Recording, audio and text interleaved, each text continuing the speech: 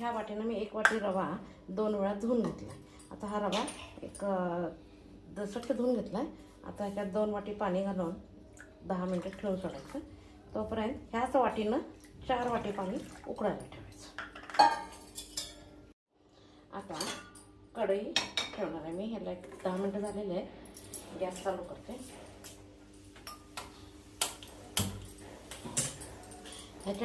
त्याच्यात 4 वाटी पाणी घातलं, 2 वाटी घातलं. आता ह्याच्यात 4 वाटी पाणी.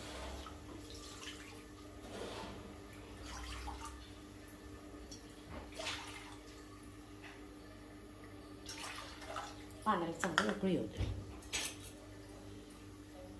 आता मी इथं मीठ,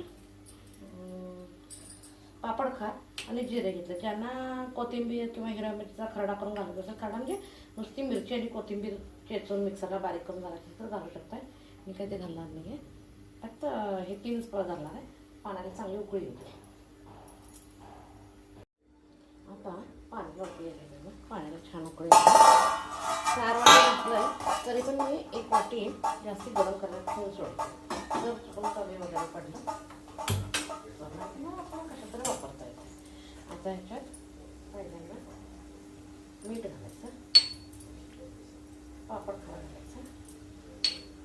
ह्याच्यात कोथिंबीर पण बारीक चिरून घातली तरी चालते किंवा लाल मिरची हे घातलं तरी चालतं. हिरव्या मिरची आणि कोथिंबीर मिक्सरला बारीक करून घाला.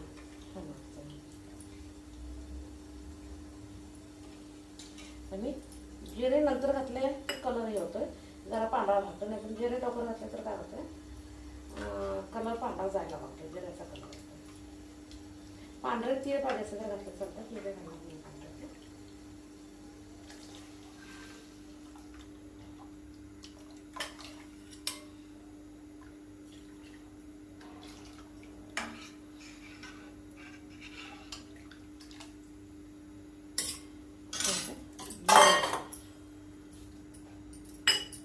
कंटिन्यू हलवलं.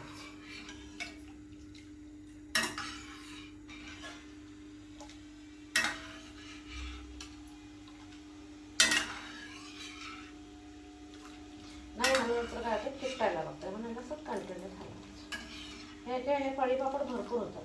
म्हणून आपण जर एकटेच करणार असतं तर थोडं थोडं केलेलं चांगलं. कारण ते घालायला पण आपल्याला व्हायला पाहिजे ना. आणि पहिल्यांदा फॅन खाली घातला आणि ज्या दिवशी ऊन असेल त्या दिवशी उन्हात ठेवलं तरी वाटतं. कडक ऊन असेल तर 1 दिवस बाद, पाऊण असेल तरी 2 दिवस बाद.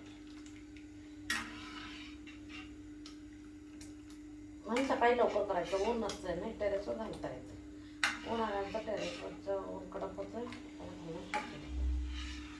त्याला असं चांगलं उकळी येऊ द्यायची. पण बघत झालं पाहिजे. तिकडं मी पाणी उकळून ठेवले, लागलं तर घालायला. असं साधारण घटायला लागतं.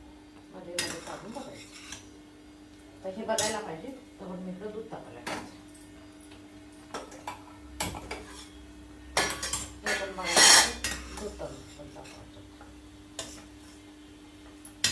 जाड बुडाची कढई घेतली की चांगली.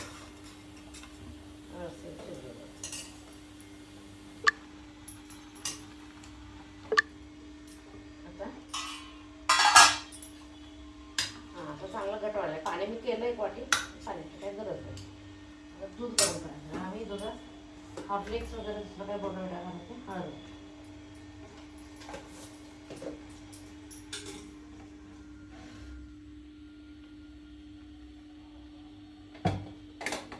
सकाळी चहाच्या ऐवजी दूध घालायचं. हे पण पत्र शिरायचं.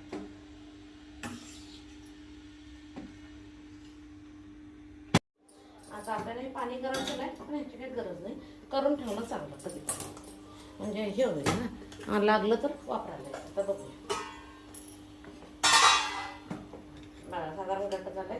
10 मिनिटं, टोटल 15 मिनिटाचं प्रोसिजर आहे. आणि भिजवून म्हटलं तर 17-18 मिनिटं होते रवा भिजून.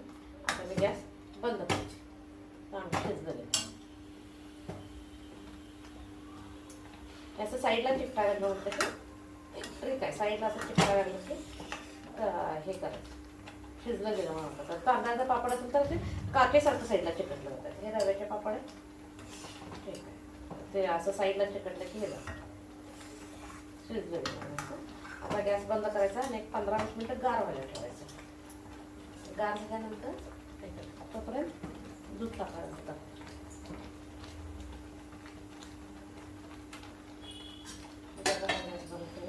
आता याला असंच गार व्हायला ठेवायचं.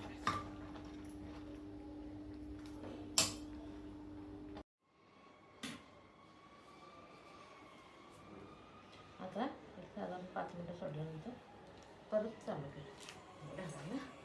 याला कडक ऊन असते तर एकच दिवस बाजू आहे. कडक जर नसेल तर 2 दिवस.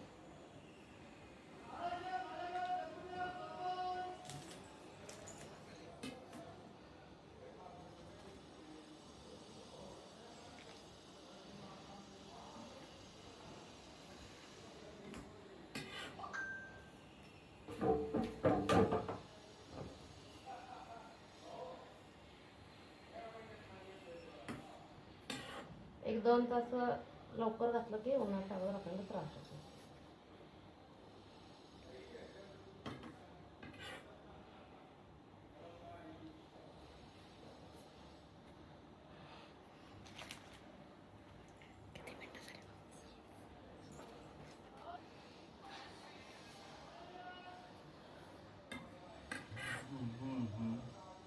आपल्याला पाहिजे ते साहित्य करता येतं.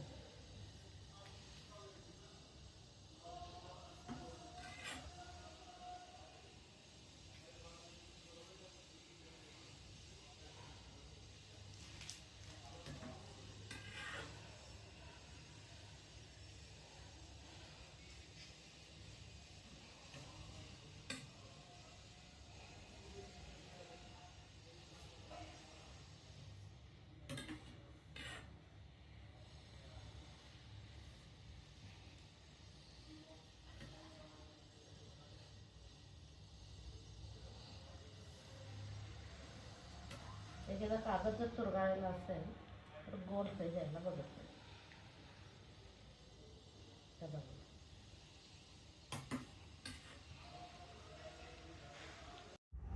आता हे थोडेफार वाढल्यात कसं ओळखायचं? हे सगळे उलटे करून ठेव. जसं डोसा कसा एका साईडला निघतोय की नाही तसे निघत राहते.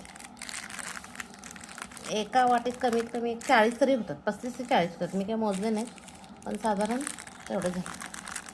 आता याला एक उन्ही द्यायला पाहिजे एवढंच.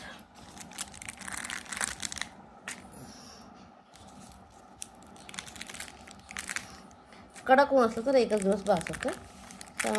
आत वाळवलं तरी बाहेर एक ऊन दिलं पाहिजे. उद्या म्हणजे तळलं तरी चालतं. असं फॅन खाली म्हणतं की 1-2 दिवस लागतात. उन्हात असलं की नाही लगेच असं निघायला बघतं. आणि कसे पातळ असतात नाही पापड.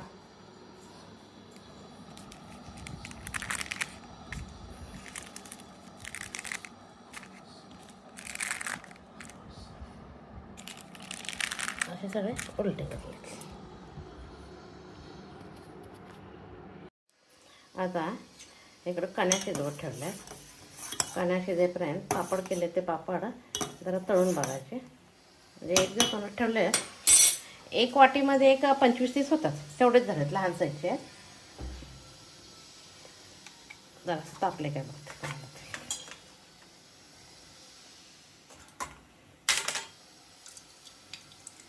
अजून थोडंसं तापवलं पाहिजे.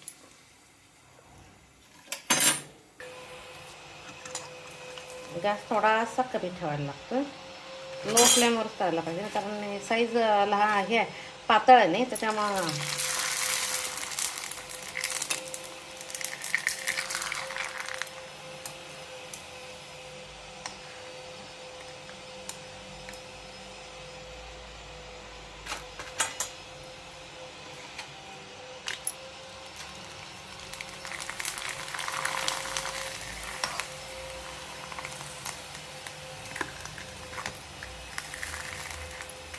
गॅस बंद कर.